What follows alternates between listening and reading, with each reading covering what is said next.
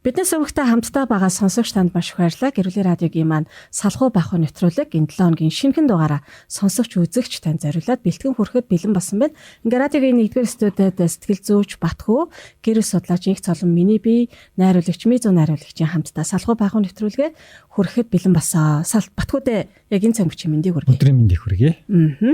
За нэвтрүүлэг маань Дугтуутаа сэтгэл @gmail.com одоо яг бидний дор гарч байгаа энэ хаяг дээр үзэгчдээсээ сонсогчдоосоо ирүүлсэн салалттай холбоотой гэр бүлийн болон хосын харилцаатай холбоотой загтлуудаа ол авдаг байгаа. Тэгээ тэр загтал дээр үндэслээд нэвтрүүлэг маань хүртгэ гэсэн. За өнөөдөр ч гэсэн манай студийн эфирт маань нэгэн одоо эмэгтэйгийн ирүүлсэн загтал, эмэгтэйгийн биш, эрэгтэйгийн ирүүлсэн загтал хүрэлцэн ирсэн байна. Тэгээд хамтдаа бид бүхэн бас яг мэрэгжлийн сэтгэл зүйч болон гэр бүл судлаачийн зөвлөгөө өгөхөд бэлэн болоод сууж байна гэсэн. За тэгээд нэвтрүүлэг маань мэдээж тодорхой дүрмтэй байдаг байгаа. Юу вэ гэхээр яг загтлын эзэн маань бидэнд хандаад загтлаа нээлттэйгээр бичсэн байгаа. Тийм учраас та загтлын эдэнд зориулсан зөвлөгөөний үеэр бас та өөрсдийнхөө байр суурийг бас зөвлөгөөг бас хүргэх боломжтой. Гэхдээ нэг зүйл дээр анхаараарай. Тухайн загтлын эзнийг маань шүүмжлэх, буруутгах гэхээсээ илүүгээр дэмжсэн, зоригжуулсан, урамшуулсан тэр байр суурнаас оролцоосоо гэж хүсэж байгаа. Яг тийм. Ер нь хүн өөрийнхөө амьдралын сөрөг асуудлыг загтал болгож бичих. За тэгээд тэр нь олон нийтийн хэрэгслээр цацагдана гэдэг нь өөрөө хувь хүнд болол айгүй тийм таагүй санагдчих жааш тийм сөрөг мэдрэмж өгөхөр яах бол юу гэх бол гэд тэ. Харин олон хүмүүс яг энэ дээр одоо сэтгэл шулуудаад гэхүү зоригтойгоор бичдэг ба. Гэтэ энэний мэдээж сайн талууд бол давуу талууд нь зөндөө байгаа ш тэ. Адаглаад хувь хүн стресс бухимдлаа даван туулна. Өөрийнхөө дотор бухимдж байгаа тэр илэрхийлэгдээгүй байгаа тэдгээр зүйлсүүд нь цаасан дээр буугдна. Эннээс болоод тэр хүнд тайвшрал амар тайван ирнэ. Гэтэ энэ бол шийдэгдэж байгаа асуудал бол биш ээ. Зөвхөн нэг хэлбэр нь байгаад байгаа ш тэ. Тийм учраас та ч гэсэн бидний нэвтрүүлгийг үзээд яг салалттай холбоотой энэ асуудлаар бас цагтл бас бичиж болно шүү. Тэр ингээд анзаараад тахаар бид нар гэр бүл салтын асуудал дээр боли салидөө шгуугаасаа бүтэхгүй юм байна. Тэгээ хажуунаас магадгүй хин нэг сал гэлдэг. Салыг гэл чимдан тавцсан аваад явдаг ч юм уу те. Сэтгэл хөдлөлөөр ихэвчлэн ханддаг шүү дээ. Тэгвэл яг энэ гэр бүл салтын асуудал дээр сэтгэл хөдлөлөөр хандах хэрэгтэй юм уу? Эсвэл яг мэрэгжлийн хүний зөвлөгөөг авах нь оновчтой юм уу гэдэг шийдлийг дэвшүүлээд нэвтрүүлэг маань олон нийтэд хүрч байна гэсэн. Тэгээ сонсогчтой бол юу гэж уриалах гэдэг гэхээр яг салтын асуудал дээр, гэр бүлийн харилцааны асуудал дээр, хосын харилцааны асуудал дээр хэрэг үнэхээр яхаа мэдгүй ийм үе ирж байгаа бол мэрэгжлийн хүнд нь хандаарай. Мэрэгжлийн сэтгэл зүйчээс, мэрэгжлийн гэр бүл судлаачаас тэр битгийл яг хосын харилцаагаар зөвлөдөг ч гэдэг юм уу те. Асуудлаасаа шалтгаалаад яг ийм мэрэгсэн хүнээс нь зөвлөгөө аваарай гэдэг бас яг энэ зөвлөмжийг өгмөр байна. За тэгээ бүгдээрээ хамтдаа өнөөдөр бидэнд загтлаа илгээсэн нэгэн залуугийн загтлыг хамтдаа хүлээн аван сонсцгоё тий. Тэгээд магадгүй энэ дуу хоолой нийгэмд мань хэрэгтэй гэж үзчихвэл таас хуваалцаж түгээж өгөөрэй. Хэрэгтэй яг шаардлагатай тусламж хэрэгтэй тэр хүнд нь бас хөргүүлж өгөөрэй тий шеэр хийснээрээ. За тэгээ бидний салхуу байх өгсөн сувгт ирмэн subscribe дээр дараад нэгтээрэй гэж хүсмээрээ. За ингээд би загтлыг уншиж сонирхолъё. Магадгүй та загтлыг яг уншиж эхлэхээс нь хамт байсан болвол дуустал нь тий хамтдаа байгаарай гэж бас уриалмаар байна. Нэрээ нуцсан загтал.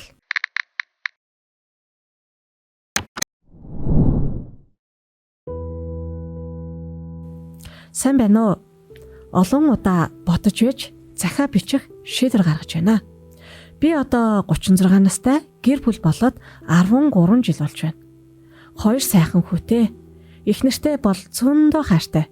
Тэгсэн хэрэг миний дотор донгийн тойрог гихүү тийм зүйл байгаад байна. Миний өссөн гэр бүл дараар тавилт байсан юм аа. Тэрийг мэдснээс хойш аавыг үзэн ядаж энэ амьдралыг нь давтахгүй гэж хичээж ирсэн. Уг нь ийм зүйл хийхгүй гэж бодож 2 чудаа бодож явж байгаад 2 чудаа эхнэрээ хуурчлаа. 5 жилийн өмнө ийм байдал үүсч би уучлал гуйж ил гаргаад зүгээр боллоо гэж итгэж ирсэн.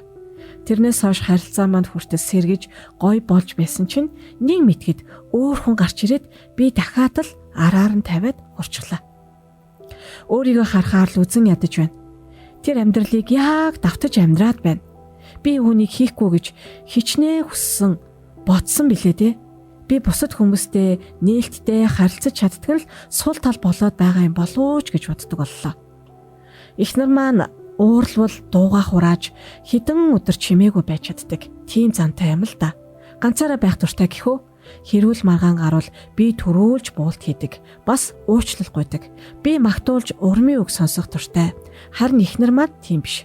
Ер нь болвол надаас уучлал гуйдаггүй, намайг уучлалаа гэдэг л болохоос уучлсныг маань мэдэхгүй. Бас магтаж урамшуулдаггүй. Тийм болохоор би бусад хүнээс магтаал урмын үг хүсээд байдаг юм болов. Одоо эхнэрт маань үнэхээр хэцүү байгаа. Яаж тэр хүнийг босгож сэргээхээч мэдэхгүй байна. Би утсан авахгүй болвол өнгөрсөн алдааг маань сүхэж, уурлаж, харааж, өглөж гарна. Уг нь би өнгөрсөн хугацаанд огт хичээгөөгүй бишээ. Зөндөө хичээж ирсэн. Хаана юу хийж байгаагаа хүртэл ярьж хэлдэг байлаа.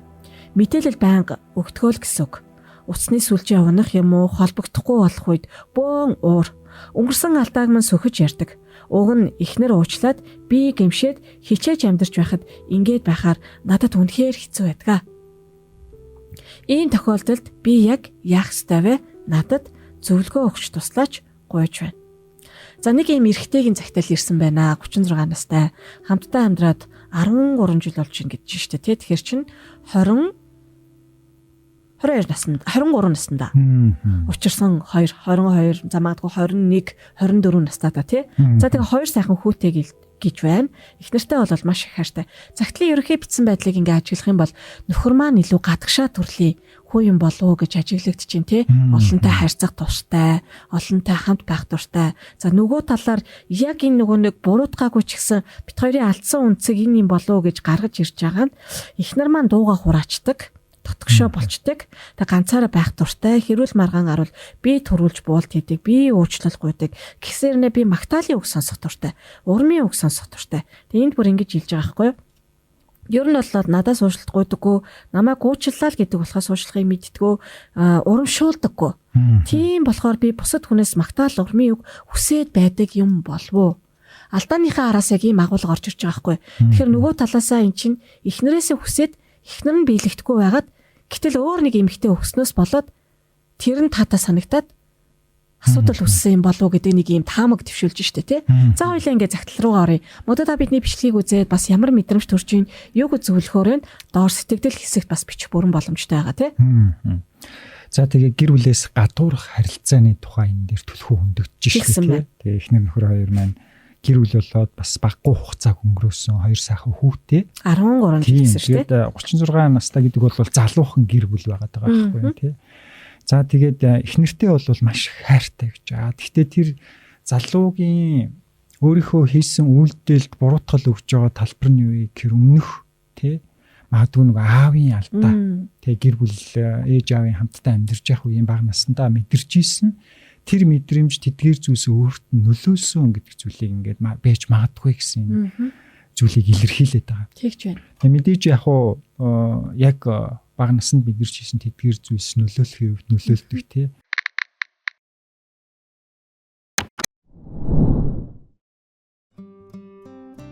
За тэгээд дээрэс нь юу гэж байгаа вэ гэхээр энэ байдал зөвхөн нэг удаа биш тий. Хоёр удаа ингээд давтагдсан ба. За тэгээ мэдээж би энэ дээрээс ойлгохтой бол 2 удаа эхнэрээ хуурж байгаа энэ процесс хоёулангийн эхнэр мэдсэн гэж ойлголоо. Тийм ч учраас эхнэр бол ерөөсөө одоо бол зүр утсаа жоохон авахгүй л бол тий хартдаг яадаг янз бүрээр ингээд хэлдэг ч юм уу тий ерөөсөө уурладаг хартдаг одоо чи тэгсэнгүү ингэсэнгүү гэдэг ч юм уу ийм.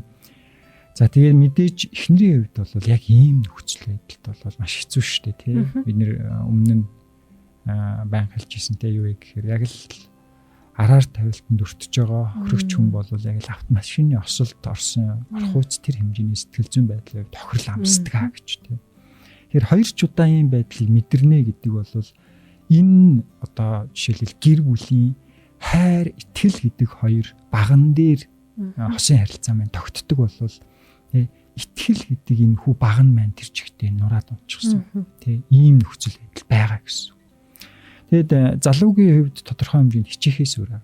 Гэхдээ ингээ харахаар ерөнхий ингээ дүр зургийг харахаар залуу хуураад эхнэр хууртагтаад эхнэр хохирсон юм шиг тий. Ингээ хохирсон юм шиг. За тэгээд яг энэ процессын дараа салах юм бол яг хөө ингээд мэдээж аль алинд нь тодорхой хэмжээгээр хохиролтоод гэхдээ эхнэр хүн маш их хэцүү байна гэсэн энэ нөхцөл дээр. Харин салахгүйгээр уучлах эхнэр нь тодорхой хэмжээгээр уучлах шийдвэр гаргаад тий. За яг хөө ингээд энийг өнгөрөө юу тий. Нэг удаадаа. За хоёр дахь удаадаа өнгөрөө. Гэхдээ амьдрахаас өөр аргагүй сонголтоос болоо магадгүй амьдрч иж магадгүй юм тий. Тэр өөр бухимдал тэдгээр зүйлсээ хүчээр дарж ийн гэсэн үг байхгүй. Тэгээд сонголтыг нөхөртөөгөө амьдрахаар болж байгаа. Тий. Гэтэл яг энэ амьдрах сонголт хийгээд ингээ явж явах процесст юу болдог вэ гэхээр буцаад нөхөр нь ингээ гэмтэж эхэлдэг байхгүй. Нөгөө нь нөхөртөө үл итгэж байгаа. Итгэхгүй байгаа эхнэр тий хүндлэл байхгүй болж байгаа. Тий итгэл байхгүй болж байгаа харилцаанд яад гэхээр нөгөө хүнийг гэмтэж эхэлдэг. Зүгээр төсөөлөл бодъё л доо. Эхнэр нөхөр хоёр бие биенээ хуураагүй гэж бодъё. Тэнгүүт гинт нөхөр нь юм уу эхнэр нь аль нэг нь эхнэртээ итгэхээ байгаад хүндлэхээ байчвал яах вэ? Тэр хүнд ямар хэцүү байх вэ? Тийм шүү дээ. Яг үүнтэй адилхан буцаагаад нөгөө нөхөр маань яг энэ кейс дээр бол маш хүнд хэцүүг мэдэрч эхэлнэ гэсэн үг байхгүй. Маш хатуу магадгүй хараа хяналтыг мэдэрч эхэлнэ тий хяналт юм чөлөөтэй байдлын үргэлж юм буруутгалыг тий маргах болгондоо санал зүрэлдэх болгондоо нөгөө нэг зүйлийг сөхөх болов үгүй болов магадгүй би эхнэртээ тэрийг ингээ буруу хийцэн магадгүй буруу хийцэн гэхэд хэлмээр байгаа тий ингээд жоохон ингээд эвгүй сэтгэл төрчихсөн тэр зүйлийг хэлмээр байтал энийг хэлчихвэл нөгөө эхнэр маань нөгөөтхөө яриад намайг буруутгах болов гингүүтээ нөхөр буцаа зайлгэж эхэлдэг ингээ асуудлаа зайлгэж эхэлдэг. Эхнэрийн хувьд ч гэсэн яг ийм хосын харилцаан дээр ингээд идэв шүү дээ. Яг тухайн үедээ бүрэн дүүрэн нөгөө уучлж хүлээж авахд хэцүү үед яг ийм асуудал дээр хугацаа шаарддаг. Яг л ийм өргөс авсан юм шиг ийм яг араар тавилтан дээр эхнэр окей за энэ удаа би чамайг уучлаад гээд ингээд юу ч болоогүй юм шиг амьдрна гэж байх. Тэгэхээр энэ дээр нөгөө хүлээж авч буцаад нөгөө итгэл сэргийх те хүндлэл үүсэх эдгээр зүйлс цаг хугацаа хэрэгтэй гэдэг чухал ийм харилцаанууд эхнэр нөхрийн тэр хосын чухал нандин тийм харилцаанууд шаарддаг те. Гэтэл яадаггүй ихээр тухайн үедээ энэ зүйлээ осолдохгүй зүгээр л нөгөө гомдлоо булаад газар тулаад дарчдаг. Нөгөө нэг илэрхийлэх гэжсэн сэтгэл хөдлөлөө заримдаа илэрхийлдэггүй, заримдаа тэр мэдрэмж тэр үед төрсөн тэр мэдрэмжүүдээ илэрхийлэхгүйгээр за энэ удаадаа өнгөрөө юу ингээл өнгөрчдөг. Энэ дараагийн харилцаанд бол үнэхээр саад болдог. За тийм шүү те. Тэгээ яг уу араар тавилт гэдэг бол мэдээж одоо араар тавьж байгаа хүний үйлдэл бид нар масаараа тэр хүнийг ингээ буруутгамаар байгаа юм шиг боловч энэ нь яг үр дүнгийн хувьд харах юм бол аль аль нь гэмтдэг.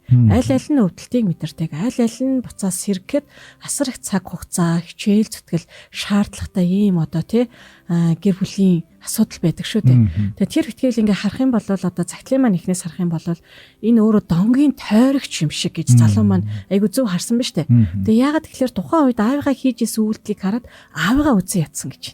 Дахиж ийм зүйл. Үнэхээр би бол аль амьдралдаа ингэж хийхгүй гэдгийг харсан, тий одоо тодорхойлсон, бодсон, тэр цэг дээр бол хүрсэн ба штэ. Тэгэхээр эн чинь зөвхөн ихтер нөхрийн асуудал биш байхгүй. Үүнийг харсан хүүхдэд нөлөөлж байна гэдгийг бид ингээ олж харж тооцоолох хэрэгтэй болчих жоох байхгүй. Тэгээд залуугийн маань хувьд одоо ийм хоёр үе шат гэхөө хоёр зүйлийг би ингээ хэлмээр байгаа байхгүй. Нэгт нь яг донгийн тойрог гэдгээ жишээлбэл би үнэхээр одоо юу гэдэг аав хийгээд аавыг үзье ядаад өөрөө хийж хийх ёсгүй гэд байнга сэрэмжлээд ингээд явахныг бодол байна. Нөгөөх нь яг үр дүнгийн тооцох бодол байна. Яг алтлаас нь одоо жишээлбэл бид нар одоо 16 давхрыг дээрээс нь чанх дээрээс нь харах уу, доороос нь харах уу, дотроос нь харах уу, хажуунаас нь харах уу гэдгээс шалтгаалаад бид нар тэр байшингаас хүлээж авах, мэдрэх, хүртэх, эргүүлээд магадгүй миний хариу үйлдэл реакшн өөр гэж болно шүү дээ. Тэгэхээр яг нөгөө донгийн тойрог гэдгээ яг хаанаас нь бас харж байна вэ гэдэг зүгээр юм бодрол төрж байгаа хгүй. Үнэхээр энэ бол аюултай. Энэс та огтхон чиж болохгүй. Энэс үнэхээр гэдэг зүйлээр хараад байнгын тэрийгэ бодож яваал, байнгын энийг өөртөө сануулад байвал бид нар нөгөө сануулгах хэрээрээ энэнд өөрийгөө одоо юу хөө зориулах. За бүр энийг яг олзлогдож байдаг. Энд чинь нэг талаараа бид нар ингэж ярьдаг штэ. Тарьсан зүйлээ хурааж амьдран гэдэг шиг тий.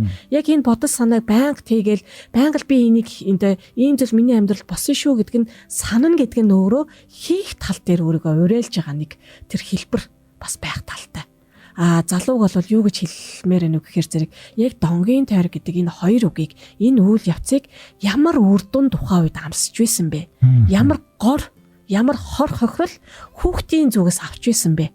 Тэрийг бодож энэ үр дүн талаас нь тооцоолж энэ бол миний амьдрал байх ёсгүй гэдгийг тунхаглаасай, санаасай гэж бодож байна. Түүнээс би энийг л хийж болохгүй. Энэ л дараар хууралт гэдэг чинь л гэж бодоод явах юм бол магадгүй энэнд ингээд команд өгч болно тий. Яг энэгээр ингээд хязгаарлалсан байсан зүйлээ яг тэрэн дээр ирэхээр одоо дүүрсэн гэж өөрийгөө тушаахд амархан байх боломжтой байгаад байгаа хгүй. Тэгэхээр зэрэг энэ зүйлийг хэрвээ насан туршдаа санаж явсан бол одоо өнөөдрөөс эхлээд магадгүй мэргэжлийн үний зөвлөгөөг сонсохдоо би хоёр хүүхдийнхээ амьдралд ямар зүйлийг тарих вэ гэдэг үр дүн талаас нь хүүхдүүд яаж хүлээж авах вэ гэдэг талаас нь бас тооцоолоосай. Тэгээ ингээ харах юм бол цагтл дээрээс харвал аавыгаа үзэн ядсан. Тэгээ би үнэхээр энэ зүйлийг хичнээн их бодлоо би хичнээн хор хохиролтой гэж өөрөө ингэж те саналаа да. Тэгээ би одоо өөрөө үлдчихлээ. Би өөрийгөө үзэн ядаж байна. Яг адилхан хүлээж аваад байгаа байхгүй. Тэ. Тэгвэл эн чинь нөгөө бодлоос гадна одоо нэмэх нь үйлдэл гэдэг энэ үйл явц дутагдсан байгаа байхгүй. Энэ жоронд маань энэ одоо те бодолт маань. Тэгвэл тэр үйл явц дээр анхаараасай, төвлөрөөсэй. Өөрийгөө яг ийм алдах орчинд нэгдүгээр битгий байлга.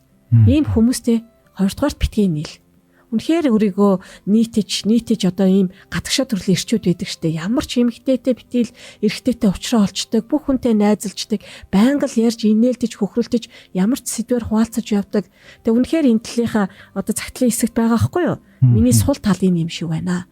Иннээс болоод би алдсан юм шиг байна гэж харж байвал өөрийгөө хязгаарлал. Тэ? Би энд одоо байхсгүй би явах хэвээр. Тэ би энэ хүнтэй уулзахгүй би байх хэвээр. Нэг жижигхэн зүйл дээр ч гэсэн яг энэ хязгаараа яг одоо үгүй боддоор түр бодолтой биш. Боддоор тогтоодог хязгаарлалтай байх хэвээр. Энэ зөвлөгөөг аваасаа гэж хүсэж байна. Тэгээд яг энэ нөгөө араар нь тавьж байгаа хуурж байгаа гэсэн үг шүү дээ. Энэ хууралт бол яг хуу залуу маань яг өмнөх аавыг энэ рүү одоо эн чинь нэг юм надаа магадгүй санагдчихж магадгүй ингээд өмнөх аавын одоо гэрүүлээ хуурж исэн байдал руу шилжээд байна шүү дээ тий. Магадгүй тэр энэ залууд нөлөөлсөн тэр надаа нөлөөлсөн байж магадгүй ч.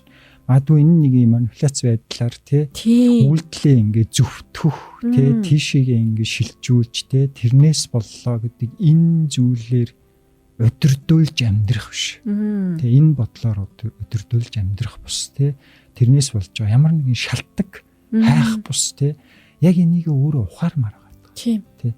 Ингээ мэдээж ухаарч байгаа, ойлгож байгаа. Гэхдээ энийг нөгөө магадгүй зан үйл дээр өдөрдөж чадахгүй, хянаж чадахгүй ийм процессуд байна. Тэгээ залуу маань түрүүн хэлсэн шүү дээ. Би их нээлттэй залуу. Тий нээлттэй залуу. Энд нэг агуулга руу орчихоос өмнө яг чиний ярьж байгаа дээр би нэг санааг бас хэлчихв. Одоо хоёулаа ингээд нөгөө аавыг хийж байгаа үйлдэл рүү ингээд шалтгаан болгож битгий ороорой гэж тий энэ зүйлийг хаахаас өмнө хэрвээ одоо яг донгийн тойр гэдгээр харж байгаа бол дотоод идэгрэл гэдэг талаас нь бас бид нар ингээд анзааръя л та тий. Магадгүй ааваасаа ингээд аавыгаа хийх үед аавыгаа үзэн ядсан. Тэр зүйлийг мэдээд хүүхдийн зүгээс тий. Тэрнээс болоод ямар зүйл дээр сэтгэл зүйн үед шархалсан, өвчлсөн. Магадгүй айдас, түгшөөр мэдэрсэн. Тэ эсвэл ичвөр мэдэрсэн. Тэр зүйлийг итгээх шаардлагатай. Энэ хэрвээ одоо юу гэдэг нь жишээлбэл бид нар ингээд гараа зүсээд ч юм уу тархиа хахлаад ч юм ямар нэгэн байдлаар гэмтэл авчаад энийгээ эмчлэх одоо нөгөө бохор вирус орохгүй байдлаар бид нар арга хэмжээ авахгүй бол энэ маань сэтрээ цаашаа явдаг. Илүү бидийг даамжруулдаг. Гэтэл үнэхээр өөрөө энийг донгийн тойрог гэж хараад энэ яг миний өмнөх хүний одоо аавын маань хийжсэн үйлдэлийг би яг тавтаад байна. Тавтахтаа хоёр удаа хийгээд байна гэдэг байдал дээр үнэхээр бодлогошрол төрөөд энэ дээр санаа зовлт үчээвэл та энэ дээр итгэх шаардлагатай. Яг энэ дээр сэтгэл зүйн үйлчлэгийг зайлшгүй авах шаардлагатай. Энийг бити орхигдуулаасаа тий. Эндээс үүдсэн айдас, түгшүүр, шарах, ичвэр, гомдол одоо юу гэдэг нь тий үзэн ядалт. Тэгээд нэг дуусгаагүй өгүүлбэр, хэлмээр байгаа үгнүүд тий тэр зүйлсүүдийг дуусгаагүй байдал чинь нөгөө идээлж гэдэг одоо хамгийн анхан одоо бидний ойлгох байдлаар бол бие махбодын хувьд нөгөө шарах маань идээлсээр хагаад цаашаа ингээд эрүүл эрхтэнд маань нөлөөлдөг шиг одоогийн бөгөөд ирээдүйн амьдралд маань нөлөөлөх тэр байдлыг бид нар таслан зогсоох хэрэгтэй. Тийм шүү те. Яг энэ дээр одоо тэрийг мэдснээс хойш аавыг үзэн ядаж энэ амьдралыг давтахгүй гэж хичээж ирсэн ингээ одоо цаг дээр үргэлжилж байгаа байхгүй тийм. Үзэн байнга бодол байгаад шүү дээ. Тий байнга энэ нөгөө ийм харилцаа үүсэхгүй шүү гээл ингээл нилээ хяналттай байгаа тий. Тэгээд дэр зүйлс нь ингээд нэг талаараа ингээд нөгөө аавыгаа уурчлаагүй тий үзэн ядж байгаа энэ зүйлс бол байгаа та. За тэгээд энэ залуу маань түрүүн би хэлсэн байгаа тий бусдаа нээлттэй харилцаж чаддаг энэ бол миний бол сул тал юм уу хүмүүстэй нээлттэй харилцдаг гэж байна тий. Тодорхой хэмжээнд залуу анхаараасаа гэж үсэж байгаа энэ нэвтрүүлгийг сонсож байгаа бах тий.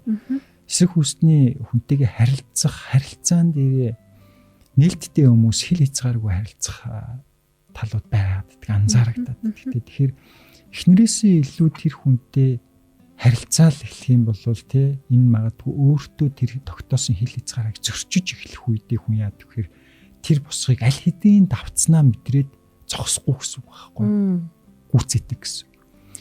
Тийм учраас өөртөө тавьсан тэр хил хязгаараа тий эхнэртэйгээ харилцаж байгаа тэр харилцаанаас илүү гүн гүнзгий харилцааг болж игүүл өөр эмэгтэй дээр бүү үүсгэсэй гэж. Яг зөв. Яг үнэ.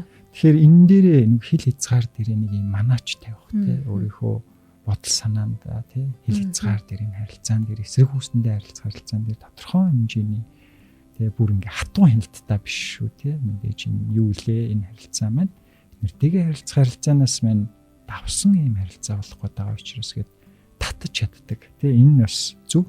Дээрэс нь юу вэ гэхээр өөрийгөө буруутгах байгаа. Өөрийгөө үзэн ядж байгаа, өөрийгөө буруутгах байгаа. Энийг давтахгүйгээд ингээд давтчих юм аа, тий. Хийхгүй гэсэн боловч өөрийгөө харахаар үзэн ядж байна гэж бичиж гисэн байгаа, тий. Тэгэхээр бас энэ залуу маань нөгөө өөрөө өөртөө зөрчил үүсэж эхэлж байна. Тэгээ бие хүн маань зөрчилдөж эхэлж штэ, тий.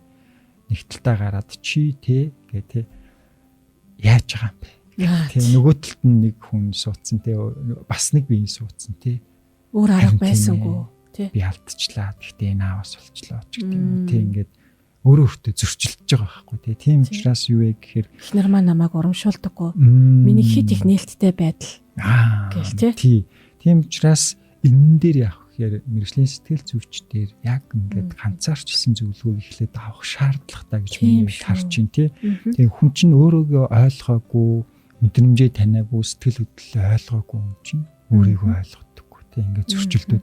Тийм учраас энэ дээр мэрэгжлийн хүнээс зөвлөгөө аваасаа гэдэг зүйл дээр бас хэлмээр байгаа. Тийм. Ер нь бол нөгөө аавыгаа уучлж чадахгүй байдал нэмхэн дээр нь одоо ингээ өөрийгөө уучлж чадахгүй байдал тэр дуу хоолойнууд тий. Тэгснэ хүн чинь нөгөө ингээд хамгаалах механизм ажиллаад өөрийгөө зөвтгөх аргуудыг аж тий. Эхнэр л дууга ураадгаас болж байна. Эхнэр л намайг урамшуулдаггүйгээс болж байна тий. Гэтэл өөр тэр эмэгтэй бол намайг урамшуулсан л байгаа байхгүй юу. Тэрэнд нь би татгцсан л байгаа байхгүй юу тий. Ядчихад ингээ уйлрлан дараад одоо юу ч үгүй янз бүрийн тэр бодол дуу хоолойнууд ингээд орж ирж шин. Тэгэхээр яг энэ дээр одоо нөгөө хязгаар тавьж энэ дээр яг бүрэн шийдвэрлэгдэх арга бол эхнэр одоо уучлал гуугаад за гэхээс илүү дотоод зөрчил их байна. Тийм учраас сэтгэл зүйчтэй яг ганцаарч ирсэн. За тэг энэ бол мэдээж анхан шатны ч бүр зөвлөгөө биш те. Яг бүр тэр эмчилгээ үйлчилгээ хийх хэмжээний ийм харилцаа үүсгэх сэтгэл зүйн бие хүний зөвлөгөө авах шаардлагатай ийм одоо асуудал байна гэж харж байна те. Мөн яг энэ тал дээр эхнэр ч гэсэн яг энэ зөвлөгөө авах шаардлагатай гэж харж байгаа эхлээ ганцаарч ирсэн те. Яагад үл эхнэр энэ нөхрөөс үүдэлтэй маш их юм гэмтэл авсан биш те. Энэ хуурж байгаа те. Машины осолд орж байгаа хэмжээний гэмтлүүдийг авч байгаа гэсэн. Тийм учраас эхнэр ч гэсэн яг энэтэй холбоотой тий бие хүний яг энэ зөвлөгөөг эхний ээлжинд авах хэрэгтэй, авах хэрэгтэй гэж зөвлөмөр байгаа. Тэгэд энэ харилцаан дунд нь шүү дээ тий. Ер нь яг гэр бүлээс гадуур харилцаа үүсгэж байгаа гэр бүлүүд дунд яа гэхээр зөвхөн энэ гэр бүлээс гадуур харилцаа нь өөрөө тий хамгийн том асуудал нь байдаггүй. Хөвчлэн. Юу гэдэг гэхээр энэ дайвар асуудал болж байна. Энийний өмнө энэ эхнэр нөхөр хоёрын хооронд харилцааны ямар нэгэн асуудал байгаа учраас энэ асуудал дайвар болж гарч ирэх магадлал айгүй өндөр дагалдаж гарч ирэх юм гэсэн. Тийм шүү тий. Тэгэхээр залуудаа хэлмээр байгаа зүйл нь та хоёрын харилцааг энэ байдалд хүргэх тэр зүйл юу вэ гэдэг талаар ингээд бодоод үзээсэй тий. Яг би яагаад эхнэрээ ингэж хуурахад үзв. Энэ бол зөвхөн би бол нэг аавтай холбоотой дурсамж аав тэгжсэн учраас энэ харилцааг энэ залуу үүсгэсэн гэж бодохгүй. Аха. Тий. Харин эхнэртэйгээ харилцаан дээр магадгүй асуудал байж болно. Тий. Тийм. Одоо тэгвэл хоёлаа үлдсэн бас яг хооронд нь хосын харилцаа руу бас чиглэе гэж бодож байна л та. Манай залууд нилээдгүй олон ийм зөрчил дотоод дуу хоолой зөрчил байгаагийн нэг нь би уг нь урамшуулал авах туртай хүн гэвч надад үүнийг өгдөггүй. Тэ? Би уг нь ингэх туртай. Гэхдээ эхнэр маань надаас уушлахгүйдэггүй. Тийм учраас би дандаа гуйдгаа. Гэт нөгөө ийм алдаа гаргасан алдаагаа тэр үйлдэлээ зөвтгөж байгаа ч юм шиг. Гэхдээ зөрүүлээд яг хостойгоо ярилцаад чи нэг намайг гоё урамшуулаач. Чи гоё надаас нэг ингэж одоо хоёлоо гоё тэнцвэртэй бай гэдэг зүйлүүдийг ингээ хүсдэг. Тэр дуу хоолойнод яваад байгаа байхгүй. Тэгэхээр мэдээж яг өнөөдрийн энэ загтал болон кейс дээр мэдээж эхнэрийг бол шууд буруутгах аргагүй.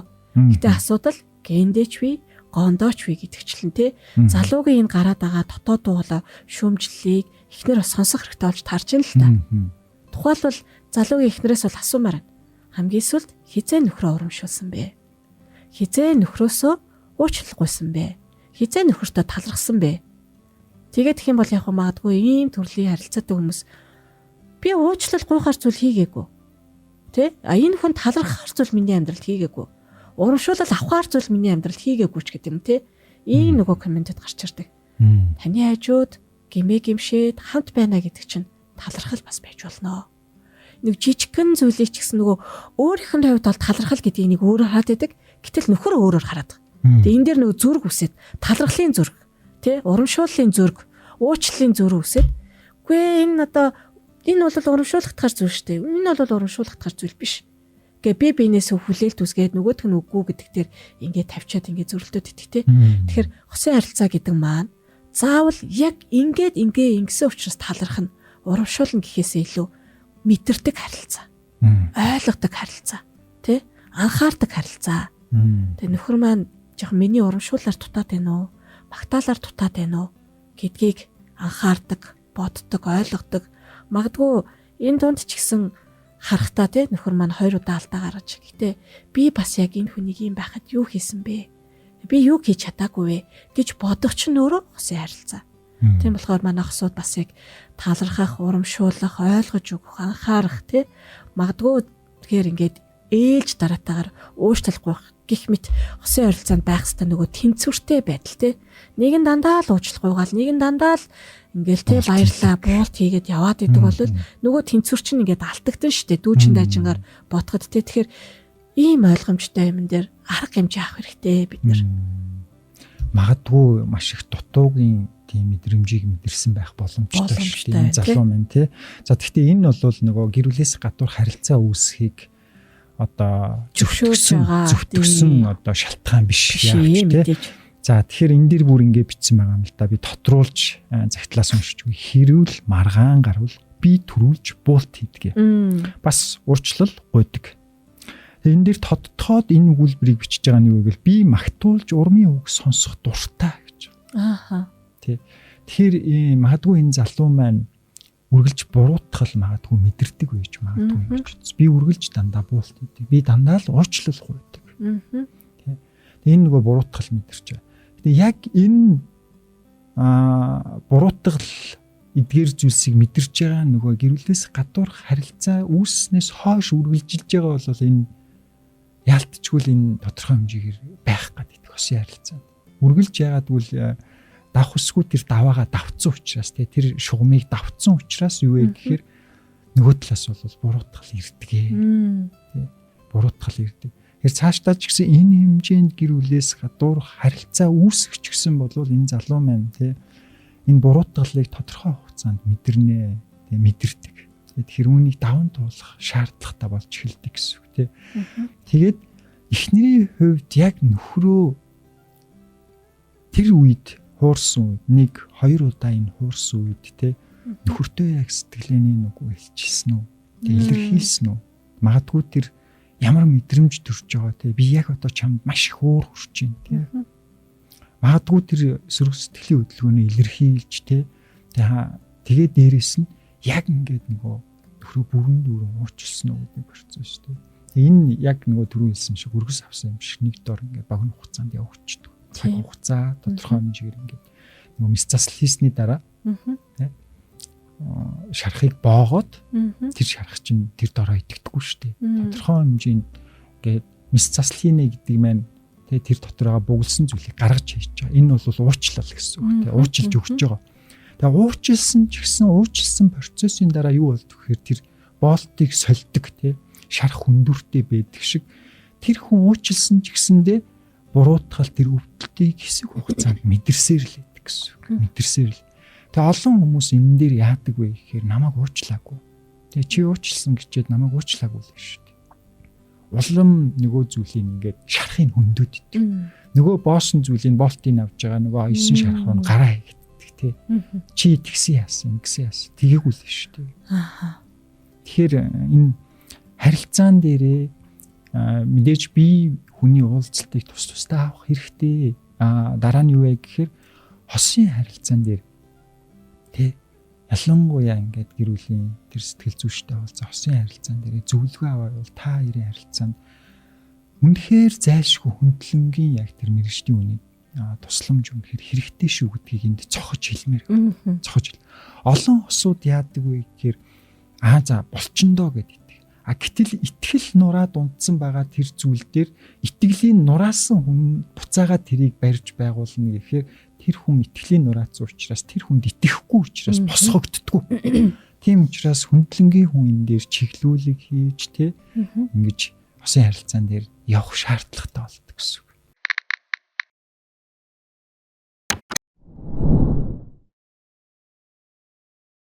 За тийм учраас одоо манай хосуудын хувьд бол гимшлийн үе тий гимшлээс мэдээж одоо уучлахгүй байгаа энэ байдлаас үүдлээд би нэгэ хүлээж авахгүй энэ бол цаг хугацаа. Тэгээ энтэй холбоотойгоор хямралын үе үүсч болно тий. Эхнэр бол одоо ингэ сөхөн штт. Чи уг нь тэгдгүү гэж ярьдаг гэсэн. Тэгтээ чи 2-2 удаа гэл тий. Тэгээд бол эхнэрийн одоо ингээд байр байдлыг харах юм бол байнгын ууртай, өнгөрснийг сөхдөг, дууга хураах энэ зан чанар нь бол мэдээж илүү одоо энэ итгэвтэй өргөмжийнэ гэдэг чинь итгэл алдарсан байдалтаас холбоотой шүү дээ. Тэгэхээр зэрэг одоо хоёулаа нэвтрүүлгийнхаа төгсгөлд нь одоо тэгвэл итгэлийг сэргийх ямар аргууд байж болох вэ? Тэ? Мэдээж одоо юу гэдэг нэг нь бол маш их ууртай. Нөгөөх нь өөрийгөө үзэн ядж чинь, үзэн ядахын хажуугаар өөрийгөө хамгаалах үүднээс тэгсэн гэд маш олон тайлбар хэлж чинь. Эхнэр бол тэрийг сонсохгүй. Нөгөө л ярьдаг юм ярьж чинь. Чи энийг угаасаа ингэж тэ хүлээн зөвшөөрөхгүй гэсэндээ өнөөдрийг хүртэл явсан юм биш үү? Яасан ийсэн гэл тэ. Тэгээ эхнэр бол бас нэг олон юм ярьдаггүй гэдэг байгаа шүү дээ. Тотгошоо төрлийн олуула байхаас илүү ганцаараа байх дуртай, бодох дуртай ийм онцлогт. Тэгэхээр нөгөө маш их ярьдаг хүний хажууд чинь энэ хүн байхаар ярьдаг хүнд нь бол айгүй хэцүү шттэ. Юу ч хамаагүй ярил та. Юу намайг үзэн ядж байгаа бол хилэлтэй ч гэдэг юм те ингээд эхнэрээсээ нэхэмжлээд идэг. Гэтэл эхнэр бол чи ямар их надаас үстэн те. Чи яаж ингэж чадчихна ч гэдэг юм те. Тэр хүний байгааг нь хүртэл ингээд хүлэмж зөвшөөрч чадахгүй тийм үе ирхэл ах л та. Итгэл эргээд босгод бол мэдээж хугацаа хичээл зүтгэл бүр энэ нь гэхдээ нөхрөөс гэхээсээ илүү эхнэрээс ч гэсэн хоёр талаас нь шаардагднаа. Хоёр талаас нь оролцоо шаардагднаа тий. Манай нэвтрүүлгийн нэг онцлог юу вэ гэхээр бас тодорхой хэмжээний бид нэр ийм этикүүдийг баримталдаг тий. Тэрний нэг нь юу вэ гэхээр гэр бүл салтыг хүлээн зөвшөөрдөг ийм цикл байдаг тий. Яг ийм цэг байдаг. Тэрний юу гэхээр манайх нэгдүгээрт амь насанд аюултай, эрүүл мэндэд аюултай тохиолдол бид гэр бүл салтыг үнэхээр яг хүлээн зөвшөөрч тэр хүн дараагийн арга замыг чиглүүлж өгдөг те. Нөгөөх нь юу вэ гэхээр гэр бүлээс гадуурх харилцаа. Тэгээ энэ харилцаа удаан хугацаанд үргэлжилж байгаа одоо ч үргэлжилж байгаа эсвэл давтан хийгдэж байгаа тохиолдол бид энэ гэр бүл салтыг хүлээн зөвшөөрөхөөс өөр аргагүй нөхцөл байдал байдаг.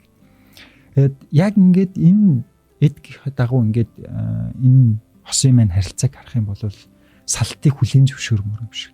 Гэхдээ бид нэг зүйлийг харгалзаж үздэг нь юу вэ гэхээр хохирч буюу яг энэ кейс дээр эхнэр те нөхрөө уурчилж хүлээж авах тэр орон зай байна уу? Тэр зүрх сэтгэл байгаа юу гэдгийг харгалзаж үздэг гэсэн. Түүнээс ингээ гэр бүлээс гадуур харилцаа болоогүй юу шууд одоо тэ салах ёстой гэдэг энэ байр суурь зогсдог гэсэн үг биш те.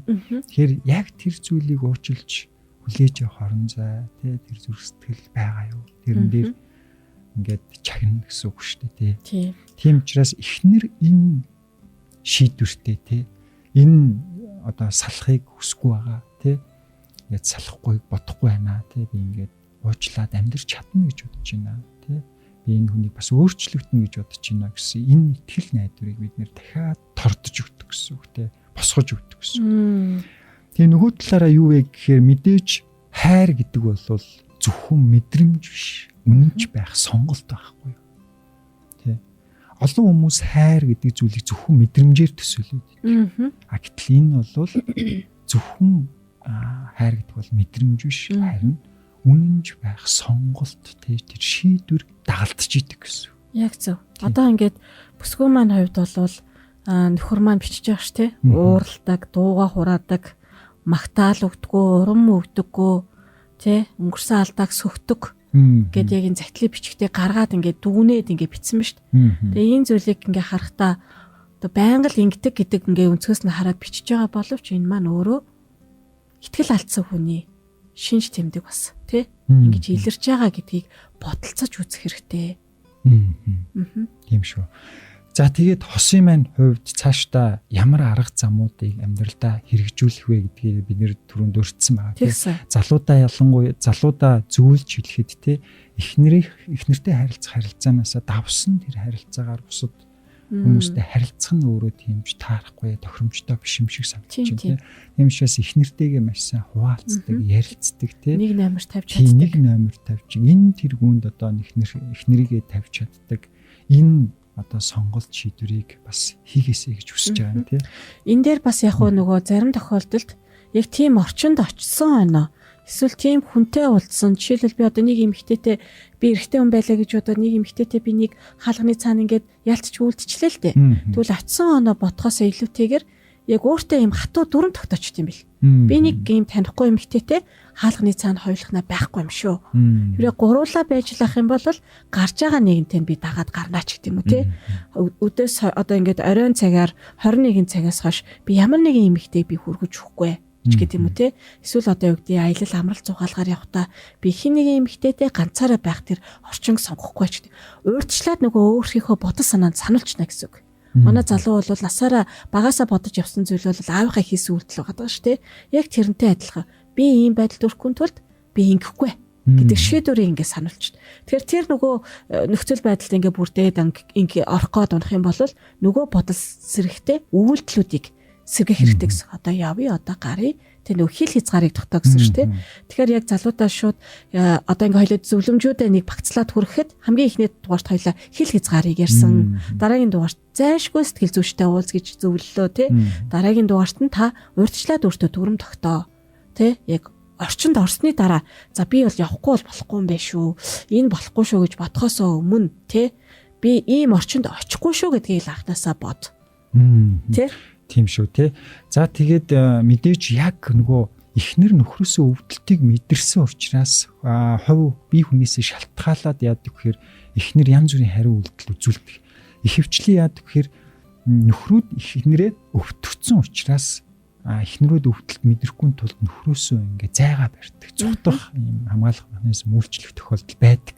Энэ түгээмэл байгаа гэдэг. Ингээд харилцахгүй байх те зүгтах ч юм уу юм. Тэгсэн хэрнээ ингээ хол явангууд хяндаг ч юм уу юм нөхцөл байдлууд үүсдэг гэсэн. Ийм байдаг. Тийм учраас залууг харилцаан дээрээ бас нөгөө эхнэрээ хит их залхах бус те.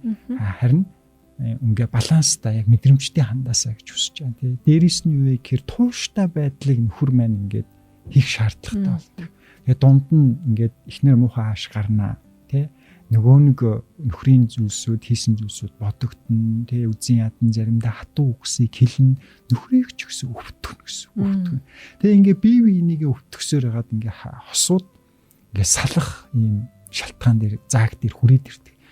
Тийм учраас эхнэртэй тий тэр нэг тодорхой хэмжээний тэр бүр ингээд нөгөө эцсэн хүн баавга юу гэдгэлээ ална гэдэг шигтэй бүр яг ингээд алдаа хийсэн хүмүүс улам илүү их нэртэйг ингээд тэрж яваа зууралдах гэдэг. Улам өвтгөөд ингээд. Тийм учраас тодорхой хэмжээгээр ингээд одоо бүр хит их хичээл зүтгэл гаргахгүйгээр ямар ч үеийн их нэрийг хайрлах, халамжлах гэдэг зүйл чухал үү. Тодорхой хэмжээгээр тэр хайр халамжийг мэдрүүлэх те. Тэрэнд чинь янз бүрийн хариу үйлдэл үзүүлнэ. Гэхдээ энэ дэр тууштай байдлыг илэрхийлээсэ, чин сэтгэлийн яриа өргөмөлөөсэ. Тэгэд энд чинь өөрөө л хичээсээр хагаад олон осууд яг ийм харилцаанд өөрсдөө болгох чинь гэж хичээсээр хагаад өөрөө маш их гэмтэл аваад туйлдаад тэгээ ингээд бууж өгдөг. Тийм учраас л мэрэгжлийн үний тусламж хэрэгтэй шүү гэдгийг зөвлөд байгаа. За тийм. За энэ төргээд өнөөдрийн бас салгуу баахын нэвтрүүлгийнхаа манай эфирт ирсэн нэгэн залуугийн загтлыг бас анхан шатны л зөвлөмжүүдийг өгч байгаа шүү дээ тий. Хүргээд хоёлаа бас нэвтрүүлгээ дуусгая гэж бодож байна. Сонсогч та бас бидэнтэй холбогдож загтал ирүүлэхийг хүсч байвал дугтуудаа сэтгэл@gmail.com гэсэн хаягаар бидэнтэй холбогдож болно. Мөн 8991 5030 гэсэн сэтгэл зүйчийнхаа дугаарыг сонсогч танд бас үзэгч танд үлдээе гэж бодож байна. Нэвтрүүлгийг маань бас шеэрлэж өгөөрэй. Тэгээ бидний бас яг тий сувгийг дагаарай гэж таныг уриалмаар байна. Тэгээд эрт 7 хоногт тусгай тий. За тэгье. Сайн цагийг хамт бүтээ. Эх 7 хоногт уулзтлаа. Түр баяртай.